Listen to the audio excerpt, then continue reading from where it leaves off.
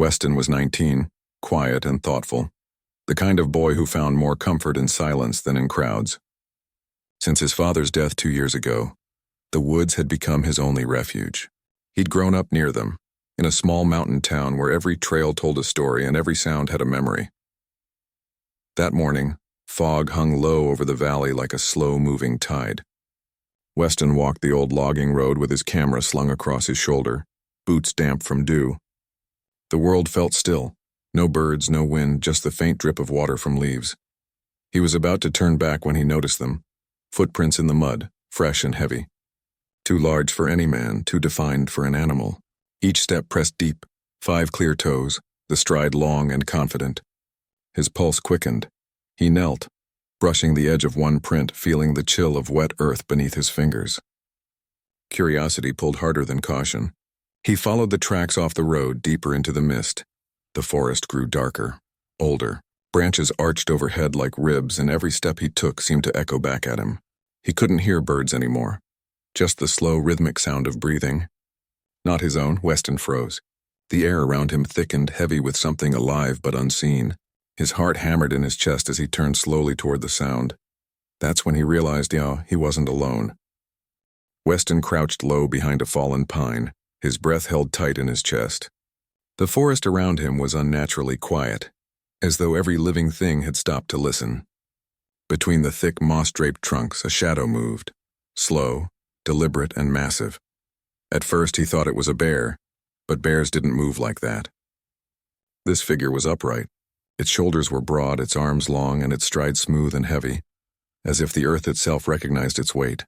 The mist wrapped around it, hiding details, but Weston could see enough to know. This wasn't any animal he'd ever seen.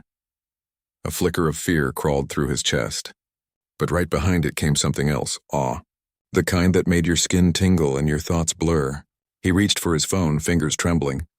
Just one picture, he told himself. Proof of what he was seeing. But as soon as the lens glinted in the weak light, something deep inside him whispered, don't. It didn't feel right. Like photographing a funeral or breaking a promise you didn't understand. So he lowered the phone slowly. The figure stopped. Its head turned slightly, the movement slow and purposeful. Through the thinning mist, Weston saw 2 faint glints, one eyes catching the light. They weren't wild or predatory. They were aware. Studying him, Weston didn't breathe. Every instinct screamed to run. Yet something about the creature's stillness held him in place.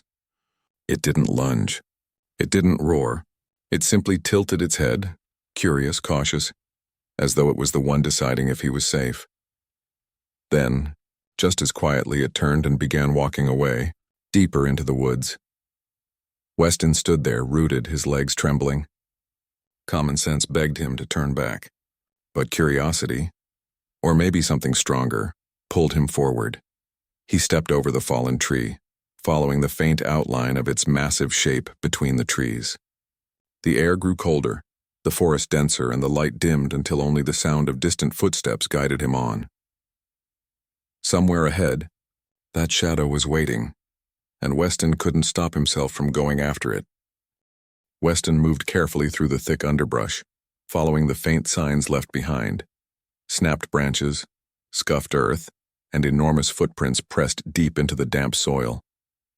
Each print looked impossibly human, but the stride was too long, the weight too heavy. He crouched beside one, pressing his own boot into the edge for comparison. His foot barely reached halfway. The forest seemed to hold its breath around him. The air was heavy with moisture, and every sound, the creak of trees, the drip of water, felt distant, swallowed by fog. He followed the trail for what felt like an hour, deeper and deeper, until the trees opened into a small clearing. That's when he saw them, stacks of stones, dozens of them, rising from the ground in careful arrangements. Not random piles, but shapes that carried intention, some tall and thin, others wide at the base, balanced so perfectly that even the breeze didn't disturb them. Weston's throat tightened.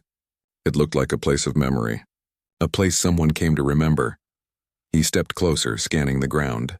Bits of moss were freshly turned, as if someone had knelt here recently, and among the stones something caught his eye, a piece of cloth tangled in roots. He pulled it free gently. It was old, torn, faded almost to gray, but once it might have been red. A child's shirt maybe, His chest grew tight. "Who are you?" he whispered into the still air. That's when he heard it. A low rolling sound that wasn't thunder, wasn't wind. It came from deep within the trees. A sound of grief, heavy and raw, like the earth itself was mourning. Weston spun toward it, heart pounding. Through the mist, just for a second, he saw movement. A tall, fur-covered shape stepping between the trunks. The creature didn't run. It just turned its head once, as though acknowledging him, before vanishing again into the white. Every part of Weston told him to stop. But something deeper, something wordless, urged him on, so he followed, leaving the clearing of stone and silence behind. The deeper Weston walked, the more the forest seemed to change around him. The pines grew taller, closer together, their branches knitting overhead like the ribs of some ancient cathedral. The light dimmed until everything was wrapped in a greenish gloom. Even the birds had gone silent. The air was colder here, sharper, thinner, untouched by people for what felt like ages. He stepped carefully, noticing every detail. The claw marks on the trees were old but deliberate, not from a fight but perhaps from some kind of marking. Along the edge of a narrow stream, he found a scatter of bones, bleached by weather, small enough to be from deer or elk. He crouched, brushing away leaves. The bones were arranged oddly, almost as though someone, or something, had placed them there with intent. A shiver ran through him, but he couldn't turn back. The trail he followed had changed too, not just large, heavy footprints now, but smaller ones beside them. He knelt to inspect them. The prints were shaped like tiny bare feet, lighter, fragile, maybe half the size of his hand. His breath caught. "No," he murmured, shaking his head. "A child?" He glanced around, heart pounding, the woods suddenly feeling more alive than ever. The larger prints moved uphill and the smaller ones followed closely, side by side. Weston stood, gripping a tree for balance as he climbed after them. The slope was slick with moss and roots, but something in him refused to stop. Halfway up, the wind shifted. It carried a sound. Not words, not quite a cry. A soft, hollow hum that rose and fell like a melody from deep within the forest. It wasn't human, but it wasn't wild either. It was sorrowful. Weston froze, his throat tightening. The sound wasn't close, yet it filled the air like a presence. He whispered to no one and everyone at once. "You're not alone, are you?" A moment of silence followed, long, heavy, sacred. Then the wind carried the faintest reply, a low, almost tender moan echoing from the mountainside. Weston steadied himself. His fear hadn't left when, but now it walked beside him. By the time Weston reached the bottom of the hill, the light had thinned into shades of blue and gray. The forest seemed to hold its breath. He crossed a narrow creek, the water biting cold against his ankles, and spotted movement ahead. Vines hanging thick over a rock face, swaying gently. Behind them, faint smoke drifted upward, though there was no scent of fire. His pulse quickened. Every instinct told him to turn back, yet something deeper urged him on. He pushed aside the vines and found an opening, a dark, low mouth in the stone. The air that flowed from it was warmer, touched with moisture, carrying the scent of moss, soil, and something ancient. He stepped inside, careful not to make a sound. Water dripped from the ceiling in slow, steady rhythm. The walls shimmered with mineral streaks that caught the faintest glimmer of dying daylight. Then, in that dimness, he saw movement. A large shape hunched near the far wall. It wasn't imagination this time. It was real. The creature sat with its back slightly turned. Massive, fur thick and matted, shoulders broad enough to fill the passage. Its breathing was heavy, controlled, like something fighting to stay calm.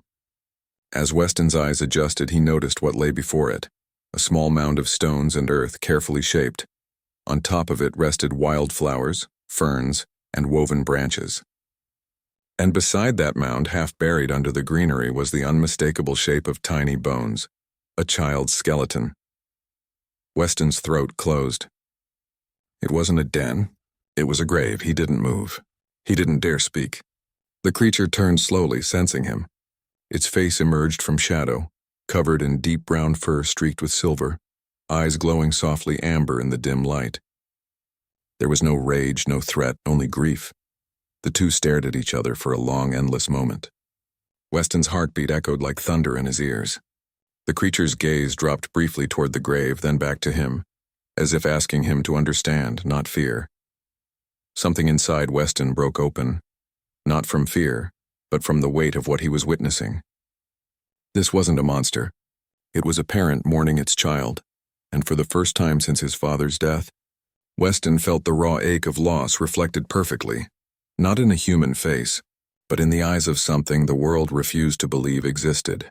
The cave was silent except for the slow rhythm of water dripping from the ceiling.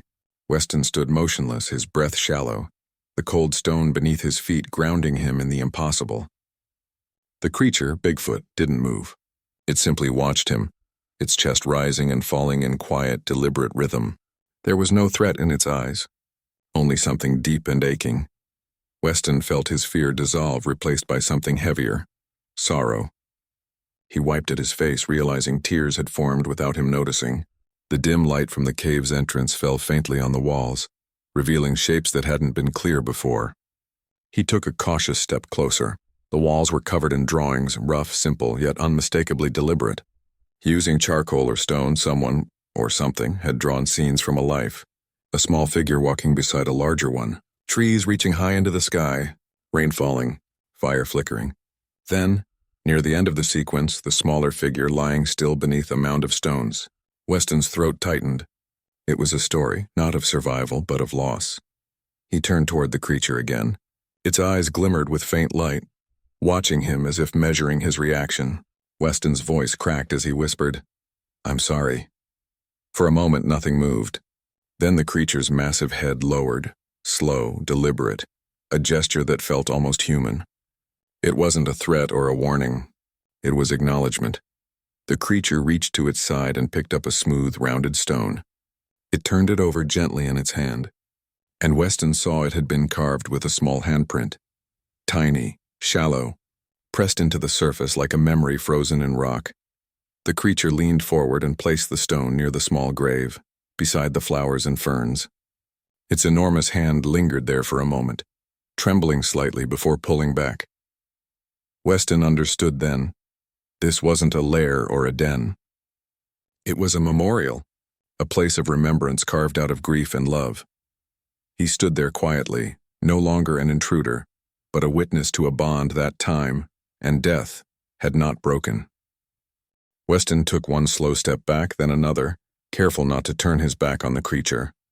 The air inside the cave felt thick, heavy with something sacred. He didn't want to disturb it. This quiet exchange between two souls who had both known loss. The creature didn't move. It just watched him, calm and solemn, its amber eyes following every motion. Weston's heart pounded, but not from fear anymore. It was the kind of ache that comes when you realize you've seen something you'll never be able to explain, or forget. As he reached the cave's entrance, the air changed. The forest outside had darkened into night, and the sound of rain had begun, a gentle, steady fall that mingled with the dripping water from the cave ceiling. He pushed aside the curtain of vines, stepping into the cool, wet air. The forest smelled of rain and pine, raw and alive. Something made him turn back. Bigfoot was standing there now just beyond the mouth of the cave. Its enormous frame filled the shadowed opening. For a moment, the two locked eyes again. No movement, no words, just quiet understanding. The rain fell harder, streaking down Weston's face, hiding the tears he didn't try to stop. He wanted to say something. Goodbye, maybe. But he knew words would only break the silence that meant so much more. The creature's head tilted slightly, as if it too understood. Then, slowly, it stepped back into the darkness, leaving only the soft glow of its eyes before even that faded. Weston stood there for a long moment, listening to the sound of the rain. Then he turned and began the long walk back. The forest opened slowly around him, the path becoming clearer with every step, until he saw the faint orange shimmer of the road far below. That's when it hit him. Not fear, not shock, but a deep, aching grief. He stopped in the rain, his body trembling, and finally broke down. He hadn't just seen a legend that night. He had witnessed sorrow, raw, wordless, and real, in a being the world had chosen not to believe in.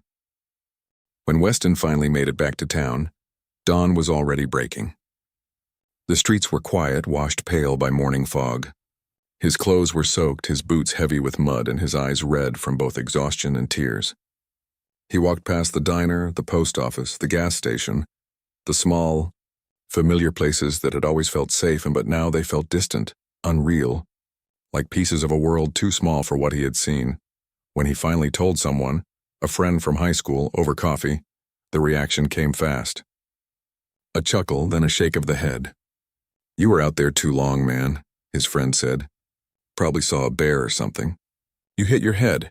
He tried again with the sheriff, thinking maybe an authority figure would at least listen, but the sheriff only sighed and told him to stay out of the woods before someone had to go looking for him next time. Weston didn't argue. He just nodded and walked away. Days passed. He barely slept. Every sound outside his window, every gust of wind through the trees behind his house, made his chest tighten. But it wasn't fear anymore. It was connection, like the forest was calling him back softly, carefully. One gray afternoon, Weston did return, not deep into the forest, just to its edge where the trees began to gather. In his hand, he held a single white flower, the same kind he'd seen laid gently on the small grave inside the cave. He crouched down by a fallen log, placed the flower there, and whispered, "You're not alone." For a moment, nothing stirred. Then the air shifted, and not a gust, not a storm, just a subtle movement as though something unseen had stepped closer. The trees swayed slightly, though there was no wind. Weston looked up, half expecting to see a shape between the pines, but there was only mist. Still deep in his chest he felt it, that same quiet understanding he'd felt in the cave. He smiled faintly, brushed the rain from his face, and turned back toward town. He didn't need proof. He didn't need belief. For Weston, that whisper of wind was enough, a reminder that even in the wildest corners of the world, grief and love still find each other. Years passed quietly after that night. Weston never told his story again, not in bars, not to reporters, not even to those who once mocked him. Life carried on in its slow, ordinary rhythm, but he was never quite the same. Something in him had shifted, like the forest had carved its memory into his bones. He lived simply, worked odd jobs, and spent long evenings by the window, staring at the line of trees that bordered town. Sometimes in the early dawn he thought he saw movement among them, a shadow between the trunks, too tall, too still. But he never reached for his camera again. Some things, he believed, weren't meant to be captured, only remembered. In his final years, Weston began recording his story on an old tape recorder. Not for fame, not for proof, but for peace. His voice, though older and softer, carried the same quiet truth. "I went looking for mystery," he said, "and found sorrow instead." He wasn't a monster. He was a father, mourning what time took from him. He paused often in those recordings as though the weight of memory pressed against every word. "People think monsters live in the dark," he continued, "but maybe the dark is just where love hides, waiting for someone brave enough to see it." When the time came for him to leave the mountain town for good, Weston made one last stop in at the edge of the forest. The fog was low that morning, the pines whispering softly in the breeze. He stood there for a long while, eyes tracing the misty ridgelines before whispering, "Goodbye, old friend." Then he turned, climbed into his old truck, and drove away. As the sound of the engine faded, the forest grew still again. The camera lingers. The wind sighs through the trees, carrying faint echoes of rain and memory. Slowly, the view drifts back through the woods, deeper and darker until the mouth of a familiar cave comes into focus, and there, in the dimness, stands the creature, silent, solemn, holding the carved stone with the small handprint.